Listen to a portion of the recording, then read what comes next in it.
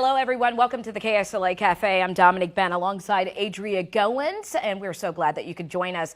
We're talking about a very, very serious topic, one that, parents are concerned about. We're talking about bullying and suicide, and we do actually have a guest that will join us a little bit later from the National Suicide Prevention Lifeline to talk about some things that you could do, some of the warning signs. Yeah. And if, maybe somebody's watching that has had some suicidal thoughts, what you can do by calling this hotline that could possibly save your life. Yeah, we are going to be talking about, as we mentioned, death and a very deep subject. But it's also important to note that you're not wanting to just necessarily talk to your kids about this, about what happens if they encounter bullying, but how not to be a bully themselves. Right. Because I think that conversation really starts at home. It does start at home. I don't talk about it a lot, but when I was in middle and high school, I was bullied. But I think what helped me was the support system at home with my parents and also the support system with my church and even my school. It is really, really a tough time for kids, and it's starting earlier and earlier. And so I hope to use some of the things that I've experienced in the past to help teach my children the right things to do.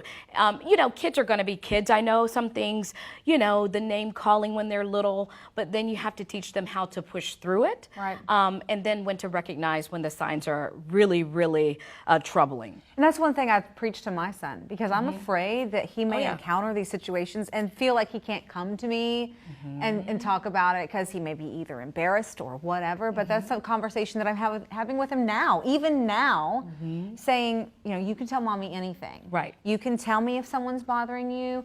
I try to explain to him what to do and what to go through if he's ever in a situation where someone isn't very nice to him. I always try to preach to him kindness and how important it is, because I don't ever want to have a bully in my home, and I will do what I can to make sure my kids know that is not the way to treat people.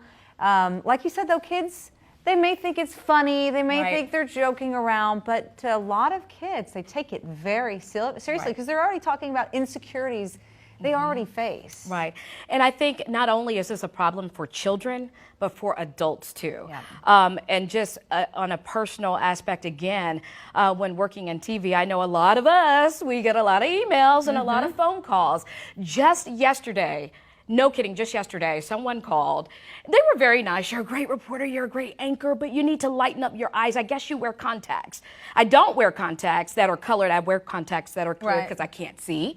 But what am I supposed to do about my eye color? And in a sense, if this was in the beginning of my career, it would have crushed me. Sure. But I have been going through this. We get emails off and on from time to time. It's been 20 years I've been doing this. So you learn how to build a tough skin, but for a child, they may not be able to do that just yet.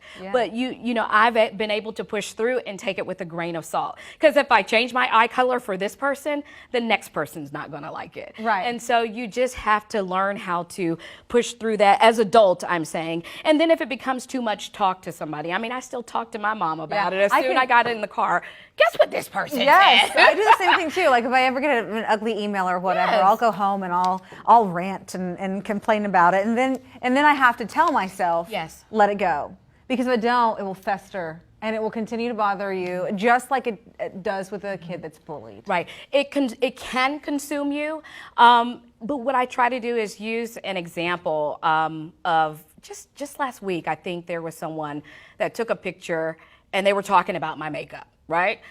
And it was on social media. Now, I can choose to write back and go back and forth with this person, or I could choose to use this as a learning experience when my child is older. She's 5 now, so I think it's a little bit too much. But if she was at that teen age, to show her what to do. And you're right, it starts at home, because if you're bullying at an adult age, most likely you're raising someone to do exactly what you're doing. Yeah, and what's crazy about this whole discussion is that when we were younger, growing up, a lot of the bullying happened face-to-face, one-on-one. And now the bullying is so significantly raised because of social media and the fact that you don't necessarily have to put your face to this. You can hide behind your cell phone or your Instagram account, and you can say the ugliest things. They're keyboard thugs. Yeah. That's what I call them.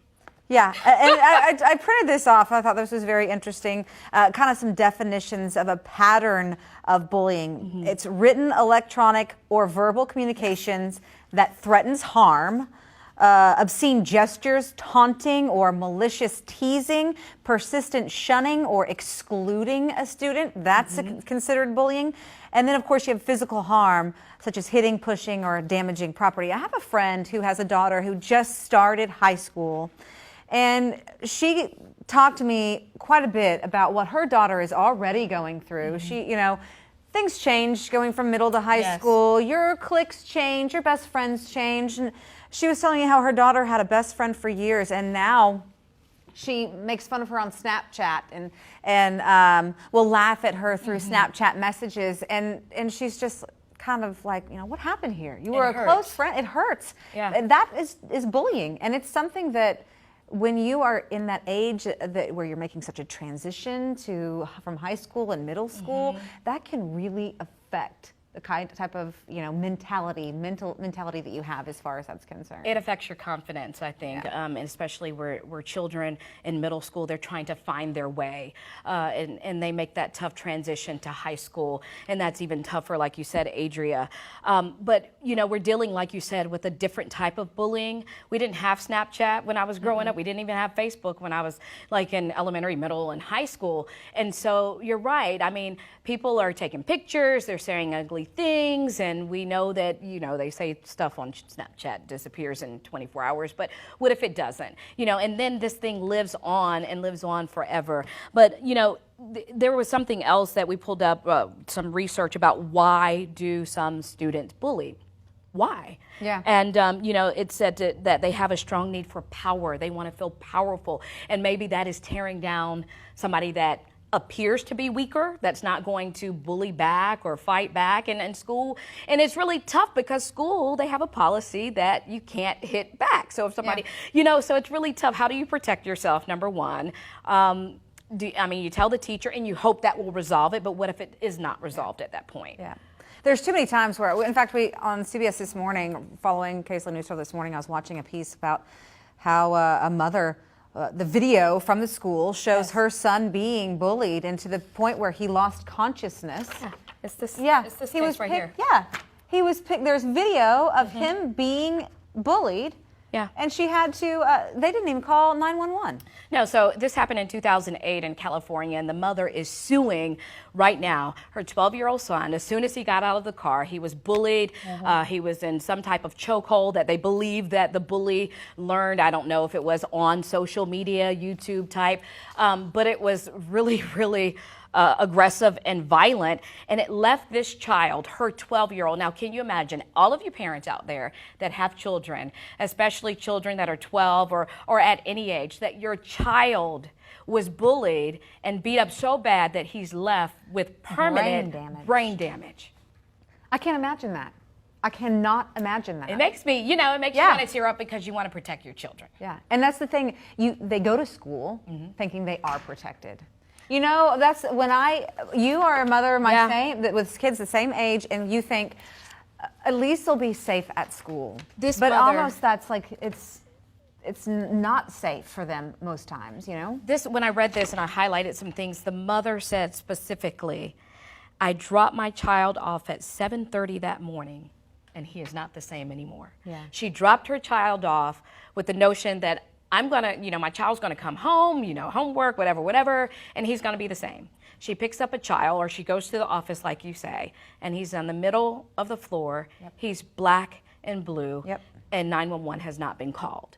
And so she's suing the school system, of course, because they did not render. Because maybe had they approached that or dealt with that sooner, he may not have had permanent damage. In fact, in that video the picture that you were just showing, there was actual video of that. A teacher walked by in the middle of that confrontation, and she just kind of looked and kept on going. Yep. She mentioned that in there. I think the teacher walked by. I'm trying to find it in here. The teacher walked by and acknowledged the incident and then kind of moved forward, maybe to say break it up, knock it off, because they did stop.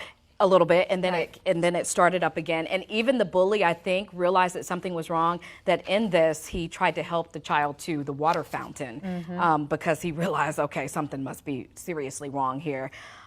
So it can have deadly consequences. Yes. In this case, this child is not dead, permanent brain damage, but it can have deadly consequences. Yeah, and that's why we brought on our next guest with us. We are joined by Robin Filler with the National Suicide Prevention Lifeline. We want to thank you for being here with us. Oftentimes, bullying does lead to suicidal thoughts. That's something that you've experienced. First off, tell us a little bit about what you do and how you help someone who may be calling, who feels like committing suicide because they've been bullied. Sure. So we answer the National Suicide Prevention Lifeline for the 318 area code.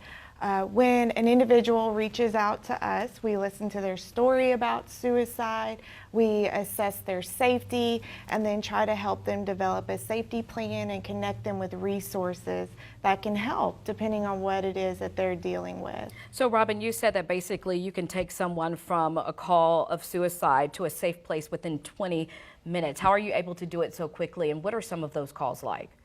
So one of the important pieces to our training that I always emphasize to our staff is that one of our primary responsibilities is to establish hope. Many a times when someone is contemplating suicide, there's this sense of hopelessness that things can never get better. And so through the safety plan and connecting with resources, we establish hope that things do not have to stay the way that they are now. So last year, again from the 318 area code, we spoke with 186 individuals under the age of 18. Through the entire year? Uh-huh. Okay. So we are speaking with youth, and about 20% of those reported school-related issues. Okay. So primary issue there being bullying. During those calls, it's a sense of isolation from peers that they're experiencing. That can be really difficult. Again, you guys highlighted that as a form of bullying. And also a sense of low self-esteem due to comments from peers. So those are the sort of calls that we're seeing from youth. Well, I thought this was very interesting. I did a little research on bullying, and it says that Louisiana has the worst bullying problem in the country. Wow.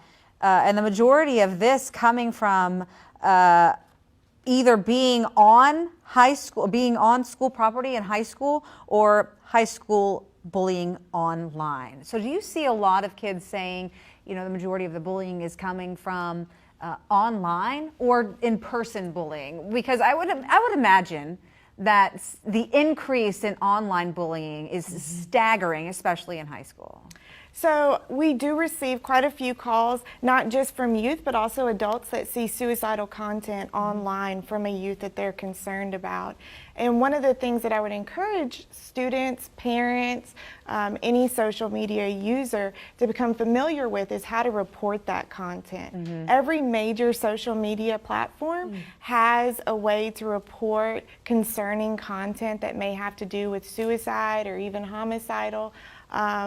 So become familiar with that. Many times your children may come to you and say, hey, I saw my friend post this. I don't have a good feeling about that. I'm concerned about them. And there are ways to report that information, and we can actually help you with that on the Lifeline. Well, that is something that's very interesting, because as a parent, you don't know necessarily how to approach the subject. When your kid comes to you and says, hey, I'm being bullied, like, as a parent, you're like, okay, what do we do? Like, you first think, I want to go hurt this, not necessarily hurt this child, but go talk to this child about what they're saying to my kid.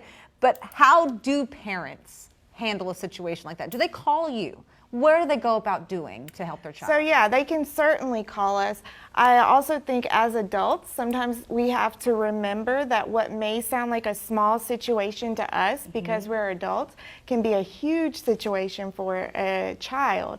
So taking precautions not to belittle that and say, just ignore it, you'll be okay, it's fine. A response like that sounds really difficult, can go a long way for a caring, trusting adult to respond that way versus just ignore it, It'll be fine. So listening to your child's story about bullying, about thoughts of suicide, and reflecting back that sounds difficult, tell me more about that, versus ignore it. How early are we talking about not suicidal thoughts, but yet things that we need to pay attention to? I mean, I have a 4-year-old that says, oh, somebody said this to me, or they said this to me, or my shoes were ugly. I mean, should I be really, really paying attention to that? Or I'm like, okay, well, your shoes aren't ugly. You know your shoes aren't ugly. And just tell them, well, that's not nice to say. Or should I really be taking that more seriously? So I would pay attention to it. It's obviously affecting them. Our youngest caller last year was 7 years old to the Lifeline.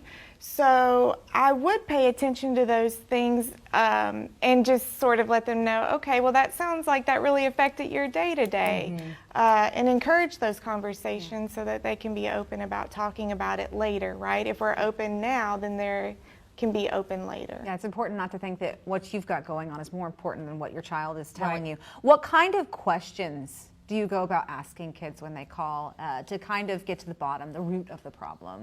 Yeah, so what we find is that suicide is usually a complex issue. It's not typically one isolated issue. There's been other things going on, or it's been going on for a while. So a lot of open-ended questions. Tell me more about that. Tell me about your relationship with your parents. Because again, we're going to try to collaborate with them to involve a trusting adult in their life, in the safety plan. So we want to ask some open-ended questions. Who do you talk to? Who do you trust that you can talk to in your life face-to-face? So collaborating with them based on some open-ended questions about what's going on. So give us a sample call. You said you got a call from somebody as young as 7. What are they calling and saying as soon as you pick up the phone? I'm having a really bad day today, or I don't want to go to school. Those sorts of things. And so those would be things to definitely look for: a decrease in school attendance, maybe some sudden discipline or behavior problems. For older children, a deterioration in self-care or hygiene. A loss of interest in activities that they used to be interested in, right? If they're experiencing bullying in a particular class, then they may say, I don't want to go to this class anymore. So asking some more questions to follow up about what's going on in that particular class that's leading them to not want to go, or activities, extracurricular activities. So questions like that, following up. If there is a clear avoidance of a certain activity, then let's ask some more questions and find out why that is. Yeah, you need to be paying really close attention, not just your own kids, but your friends, your kids' friends who come over, things like that. I understand Louisiana law just passed where kids, I believe it's high school, I'm not sure if it's middle and high school, now have to wear the suicide prevention number on their ID badges. That helps, obviously, get the word out. But what are some local resources for kids who may be contemplating this or thinking about this because of bullying? Where do they turn? How do they know how to reach out to someone? So for the child themselves, I would definitely say the helpline is the most available and accessible resource for them, because if they have a phone, they can access it, right?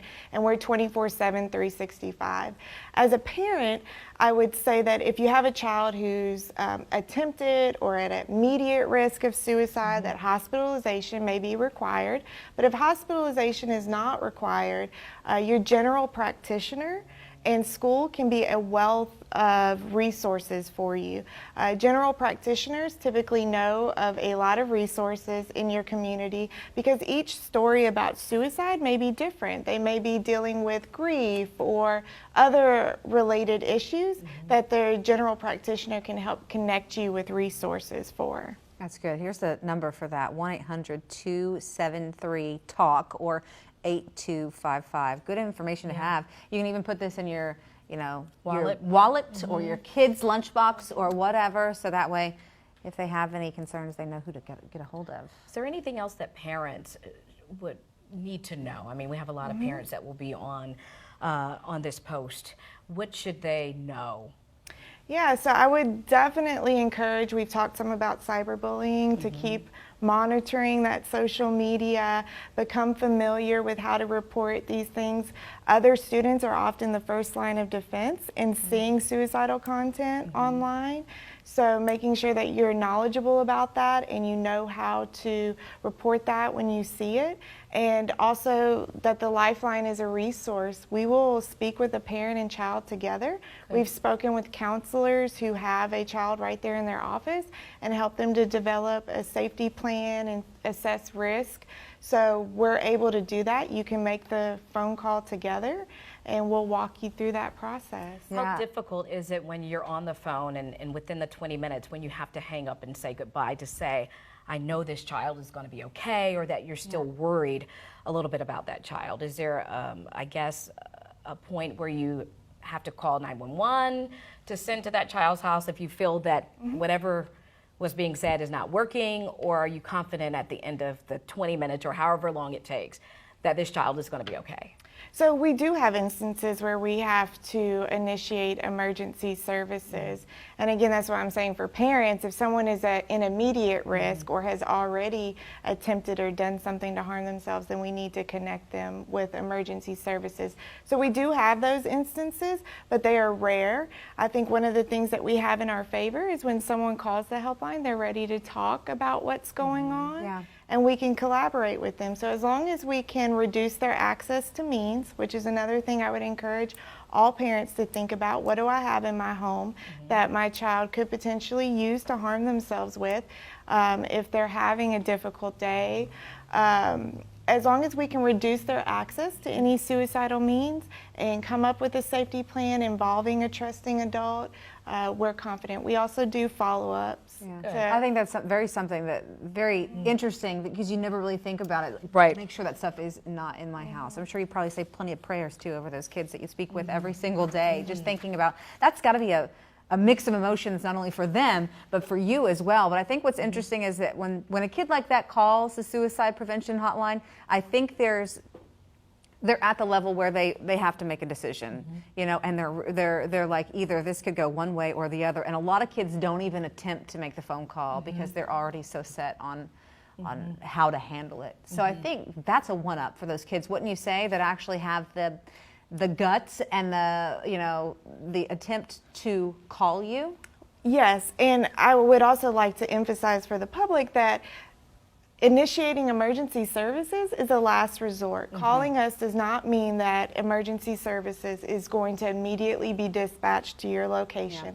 Our goal is to collaborate with each person that calls our helpline on their unique situation and develop a safety plan and connect them with resources. Our goal is to do that, and we only dispatch if it is a last resort. I think that's the misconception of what a lot of parents may be afraid to call, because they feel that they're going to be stereotyped, or that if I call that I've done and a lot of parents blame themselves too, that I've done something wrong. What did I do? Why can't I save my child? Why can't I talk to my child? And so it's very important to know, like you said, that this is, it's a helpline. It's not that we're going to send 911. It's not that we're going to send the police to arrest the parents. This is a helpline. And no one's in trouble that calls the helpline. So if emergency services is dispatched, it's again with the goal to help. No one's in trouble for reaching out, youth or not. And so our goal again is to collaborate. Yeah, that's some interesting information. It's scary, being a mom and thinking about my child ever being bullied. But it's nice to know there's people out there that can really help, and like you said, 20 minutes you can change a child's life. I think that is just fascinating. That is. Well, if you or someone that you know has been a victim of bullying or having suicidal thoughts, you can go to KSLA.com and download our KSLA News 12 app. You can go to our story. It's going to be called Bullying and Suicide Among Children. That's going to be on the homepage. I'm going to be taking this a little bit more in depth and hopefully have a story tomorrow. And looking back at some of our local cases, which has been heartbreaking. I've been here 8 years, and unfortunately, we've had to report on some local local cases where children have committed suicide because of social media bullying or just bullying face to face. And so maybe we can talk to some of those parents or somebody going through it to give some more warning signs out there. Yeah. And we always know to give this information, the Lifeline, and that number again, that number is 1-800-273-TALK or 1-800-273-8255. They're also on the web at Suicide Prevention on lifeline.org, and we're going to attach and link that to my story. We'll definitely put, and also on this social media post, it's important that we have this information right there. Yeah, as well. absolutely. So any of those kids can click on it or call. Yeah. Robin, thank you so much for You're coming. welcome. Appreciate Thank you it. for having me. And if you also have any topics that you would like us to consider for KSLA Cafe, you can send us an email. My email address is agoins@ksla.com or dben@ksla.com. Thank you, everybody.